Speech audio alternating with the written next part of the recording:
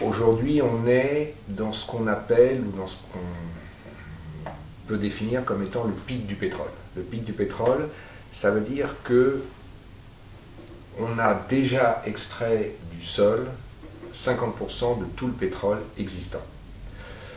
Bien sûr, cette première partie qui a été extraite, c'est la partie la plus facile, la plus liquide, la plus facilement pompable, celle qui était le plus proche de la surface et qui a été le plus facilement raffinée et utilisée. Ce pic, tous les experts s'accordent pour considérer qu'il a été atteint entre 2008 et 2010. On peut se dire, bon, il nous reste encore une moitié. Oui, mais ce qui reste, c'est la plus mauvaise moitié. C'est-à-dire la moitié qui est très profonde, très loin de la surface, très difficile à extraire, très dense, très lourde, très difficile à raffiner. Ce qui veut dire que, techniquement, cette espèce d'extraordinaire développement économique qu'on a eu depuis un siècle et demi, qui est dû exclusivement à la découverte et à l'utilisation du pétrole.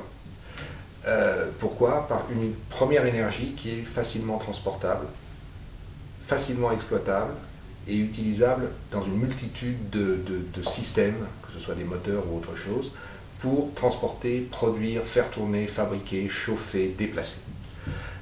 Et c'est cette manne énergétique, c'est un fait unique dans l'histoire humaine, qui a permis le développement de l'économie, le développement du confort de vie et, en conséquence, le développement de la population, où on a cette augmentation historique de la population depuis des millénaires qui est relativement linéaire, relativement plate, et qui tout d'un coup, il y a 150 ans, explose en passant de 2 milliards, je crois, à 7 milliards dans 5 ans, et probablement plus si ça continue comme ça, ce qui n'est pas forcément sûr.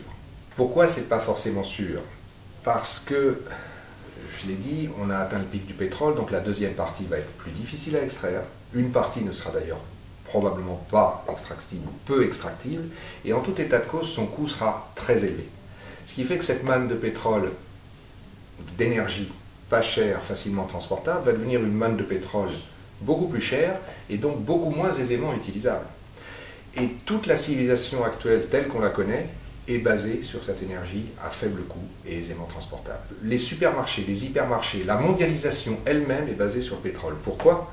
On prend l'excellent exemple de Walmart. Walmart fabrique aujourd'hui 90% de ses produits en Chine, parce qu'il lui revient beaucoup moins cher de les faire fabriquer avec un coût de main-d'œuvre moins élevé et de le transporter ensuite.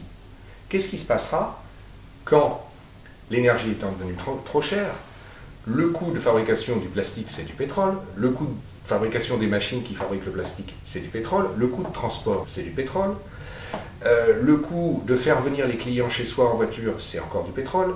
Toute cette mondialisation, que va-t-il se passer le jour où le pétrole deviendra trop cher et où le château de cartes va s'effondrer? C'est pas du tout, je ne suis pas en train du tout d'être un anti-mondialisation, je suis en train juste d'exprimer une chose, c'est que la mondialisation a été construite depuis, somme toute, assez peu d'années, sur un principe d'une énergie légère, bon marché, facilement accessible. À partir du moment où cette partie de l'équation est détruite par un fait qui est clair, admis, mais caché, ou en tout cas relativement peu crié sur les toits par les gens qui nous gouvernent d'abord et autres personnes du même acabit. À partir de ce moment-là, cette mondialisation se fissure parce que ça n'est plus rentable. Et on en voit les premiers effets aujourd'hui à travers ces paniers de fruits et légumes locaux qui sont faits par des artisans, des agriculteurs locaux et qu'ils vendent localement. Parce que pour eux, du fait de l'augmentation des coûts du pétrole, on a baissé les prix d'achat des grandes centrales d'achat à ces agriculteurs, qui donc, il faut bien compenser la hausse de coût de l'énergie en baissant le prix d'achat. Donc les agriculteurs n'ont plus de quoi vivre en vendant au système mondialisé, donc ils préfèrent vendre à un nouveau système, qui est en fait un système ancien qui renaît, le système localisé.